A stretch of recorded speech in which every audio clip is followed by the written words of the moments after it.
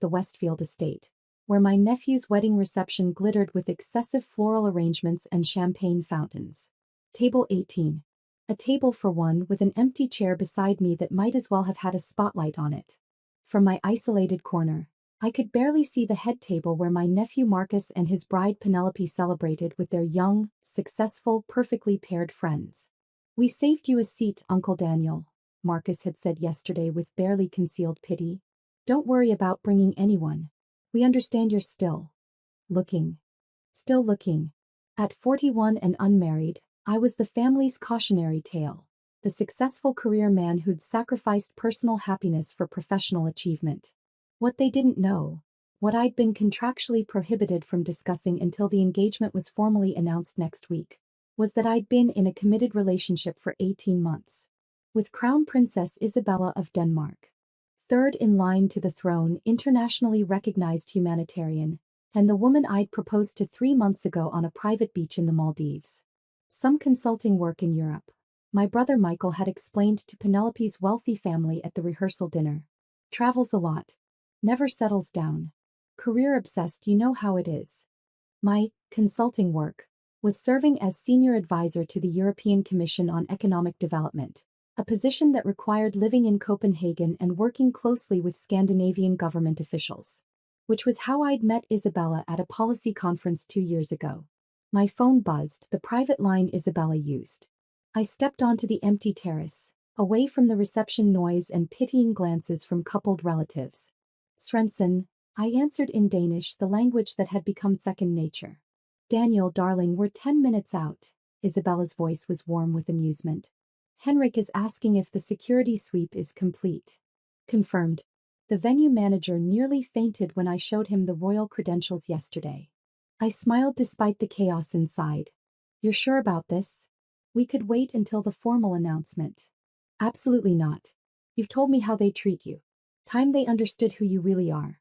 Besides, I'm tired of hiding. Let them see. The press will have a field day." "Good. We were going public next week anyway. This is just more memorable." I could hear the smile in her voice. "See you soon, Min Elskid." I returned to table 18 as the main course was being cleared. My table mates, I had none, meant the servers kept forgetting I existed. From my corner, I watched Marcus's perfect wedding unfold like a production designed to highlight everything I supposedly lacked. The toasts began. Penelope's father gave a speech about successful young couples. Marcus's best man told stories about finding your soulmate young. Then my brother Michael stood, glass raised, his face already flushed with champagne and sentiment. "And I want to acknowledge my brother Daniel," Michael said, his voice carrying across the room. "Still out there searching for love at 41. Still hopeful. Still believing his person exists somewhere." Polite laughter rippled through the guests. Several people turned to look at my empty table, at the vacant +1 seat, at the lonely uncle in his expensive suit sitting alone. "We all hope Daniel finds what Marcus and Penelope have found," Michael continued, oblivious to my expression. "That someday he'll stop chasing career advancement long enough to build a real life. To find real happiness. To finally settle down and..." The distant sound of helicopter rotors cut through his speech. I checked my watch. Right on time. Michael paused, confused by the noise growing louder. Other guests were looking around, trying to identify the source. Through the terrace windows I could see it approaching. The distinctive royal helicopter with the Danish coat of arms, flanked by 2 security aircraft. The venue manager, Thomas, appeared at my side, his face pale. "Mr. Svensson, the security team is requesting access to position themselves." "Let them in," I said calmly. She specifically requested minimal disruption. My sister-in-law Catherine had overheard, her face showing confusion. The security detail entered first. Royal Danish Protection Unit, discreet but unmistakably elite forces. They moved through the ballroom with professional efficiency, establishing perimeter positions while guests stared in bewildered silence. Then Crown Princess Isabella appeared in the doorway.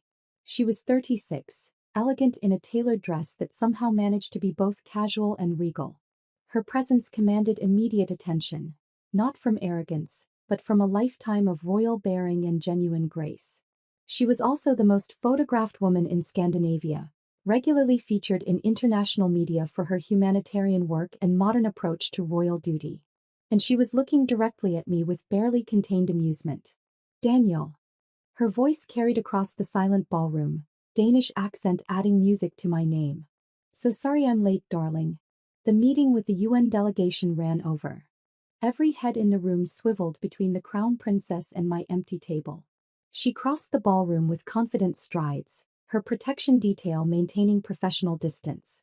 She walked past the head table where Marcus's mouth had literally fallen open, past my brother's table where Michael had gone completely white, past all the young successful couples, straight to table 18 in the back corner. She kissed me, not dramatically but with the easy intimacy of an established relationship. Miss me? Always, I said, standing to embrace her properly. How was the flight?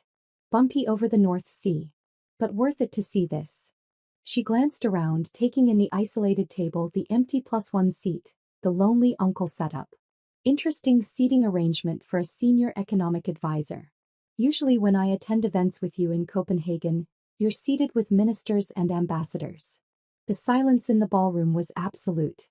Penelope's father, a corporate executive who'd spent cocktail hour discussing business ventures, had actually stood up from his chair, recognition flooding his face. You didn't have to fly in for this, I said, playing along with our planned approach. Are you joking? Miss your nephew's wedding? Besides, we need to finalize our announcement. She pulled out her phone casually, showing me the screen. The Palace Communications team sent the final draft. They're releasing it Monday morning. On her screen was the official royal statement, complete with the Danish royal seal. The Royal House of Denmark is pleased to announce the engagement of Her Royal Highness Crown Princess Isabella to Mr. Daniel Svensson. Marcus had descended from the head table, Penelope trailing behind, both moving like they were in a dream. Uncle Daniel, you never mentioned you were dating, that you knew. You never asked about my personal life, I said calmly. You assumed because I travel for work and haven't brought anyone to family events that I must be lonely and searching. We should have been informed, Penelope's mother interjected, having rushed over with barely concealed panic. If we'd known royalty was attending. I'm not here as royalty, Isabella said coolly, her English perfect with that charming Danish lilt. I'm here as Daniel's fiancée. I came to support him at his nephew's wedding. She paused with devastating precision. I came to meet the family that somehow decided he belonged at a table alone with an empty seat beside him. Thomas appeared with additional seating, having mobilized the entire venue staff. Your Royal Highness, we weren't informed. We have premium tables available. I'll sit with Daniel, Isabella said firmly, settling into the empty +1 seat. Though perhaps you could bring champagne that's actually French? What you've served back here is rather disappointing. My brother Michael had abandoned his half-finished toast, approaching our table with an expression of complete bewilderment. Daniel, I don't understand. You never said anything. You let us all think. You assumed, I corrected. You assumed because I work in Europe and value my privacy that I must be alone. You made jokes about my single status without ever asking if I was actually single.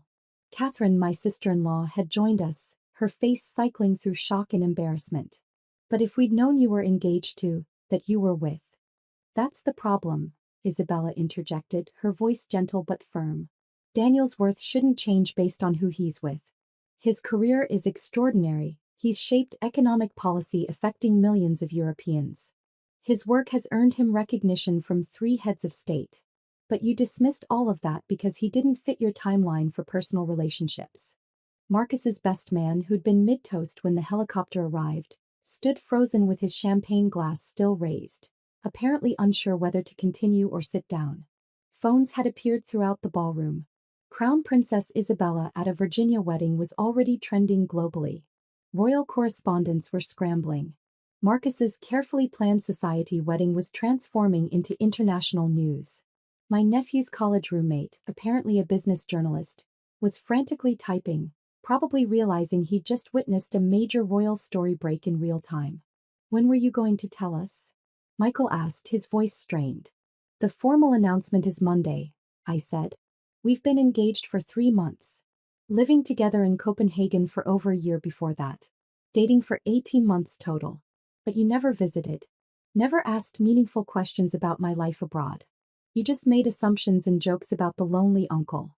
Mom had pushed through the crowd, Dad right behind her, both looking like they'd aged a decade in 5 minutes. Daniel, sweetheart, we had no idea. You should have told us. I tried to tell you. Multiple times. You changed the subject or made jokes. You stopped asking about my personal life because you assumed the answer would be disappointing. Isabella stood, her royal bearing commanding absolute attention. Daniel Svensson is one of the most brilliant economic minds I've worked with. His policy recommendations have shaped Danish-EU relations. His analysis influenced trade agreements affecting millions of citizens. He's respected by ministers, ambassadors, and economists across Europe. She turned to Michael, her expression sharp but controlled. Your brother helped negotiate economic frameworks that stabilized 3 countries during financial crises. But apparently that's less important than settling down on your preferred timeline. Michael's face had gone from white to red. We didn't know. He never said. He couldn't say, Isabella corrected. Much of his work involves confidential negotiations. And his personal life was private because we chose to keep it private until the official announcement. But privacy isn't the same as loneliness. He's never been searching. He found exactly what he wanted. She took my hand, the engagement ring, a flawless diamond surrounded by Danish royal sapphires, now fully visible to the room. Cameras flashed. Someone gasped. Penelope looked like she might faint. The protection officers had established a secure perimeter while maintaining minimal disruption, but their presence transformed the entire atmosphere. This was no longer just a family wedding. It was a royal event, documented and scrutinized. Catherine attempted damage control. We're hosting a family gathering next month. You're both invited, of course. We'd love to celebrate properly. We'll check our schedules, Isabella said diplomatically. Though I should mention that Daniel and I will be rather busy. The engagement announcement Monday. The official reception in Copenhagen next month. Then the state visit to the UK, followed by the charity gala in Paris that I'm hosting. Mom's face showed dawning horror as she realized how thoroughly she'd misunderstood her own son's life. One of Penelope's bridesmaids approached shakily. Your Royal Highness, I follow you on social media. Your humanitarian work is incredible. I had no idea you were engaged. We've been waiting for the right moment to announce, Isabella said graciously, though I suspect this wasn't quite how the palace communications team envisioned the news breaking. She pulled out her phone again, typing quickly. I should text Henrik before he sees this on the news. The Royal Communications Director is going to have a very interesting evening. Thomas had arranged a proper table, moving us from the back corner to a premium position near the windows. But everyone had seen where they'd seated me. Showed the lonely uncle table in all its isolated glory, followed by the crown princess's entrance. Marcus approached our new table, looking younger and more uncertain than I'd ever seen him. Uncle Daniel, I'm sorry. I thought I was being kind, acknowledging that you were still looking for someone. I didn't realize. You didn't ask, I said. You made assumptions based on limited information and your own timeline for success. You're 28, newly married, and you assumed anyone over 40 and unmarried must be lonely. I was wrong, he said quietly. Obviously. Penelope had joined him, her perfect wedding smile cracking under the weight of what was happening. We would have seated you differently. Would have included. You would have treated me differently only because of who I'm with, I interrupted gently. Not because of who I am. That's the lesson here. Isabella checked her watch. We should go soon. Early flight back to Copenhagen tomorrow. I have that meeting with the Danish Parliament about the education initiative. I nodded, then looked at my family one final time. Congratulations on your marriage, Marcus and Penelope. I genuinely wish you both happiness. But understand this. I'm done being pitted for every detail of my private life.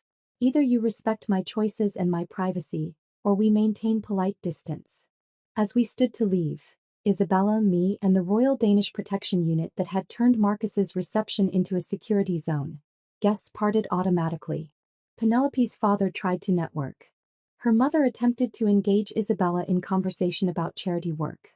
Michael reached out, but I kept walking. Outside, the helicopter waited on the lawn where it had landed, much to the venue's gardener's dismay. Isabella's personal assistant had arrived with the security team, handling logistics with practiced efficiency. Too dramatic? Isabella asked as we walked across the grass. Perfect amount, I said. Thank you for coming. Thank you for finally letting me crash a family event. Though I should warn you, the press is going to have a field day with this. Royal engagement revealed at family wedding is already trending worldwide. My phone was exploding. International news alerts. Messages from colleagues in Copenhagen expressing amusement. The Danish tabloids were losing their minds. The British press was analyzing every detail. Even the American media was picking up the story. By morning, every major outlet would cover it. By Monday, the official palace announcement would be anticlimactic compared to the viral wedding footage. Marcus called. I declined. Mom texted, please come back inside. We need to talk. We're so proud of you. I silenced my personal phone and checked my work messages. The European Commission wanted to schedule a congratulatory call. 3 ambassadors had sent formal congratulations. My team in Copenhagen was already handling the media inquiries. Monday's Financial Times is running a profile on your economic work, Isabella said, settling into the helicopter. Apparently your engagement to a crown princess makes you suddenly newsworthy. I smiled.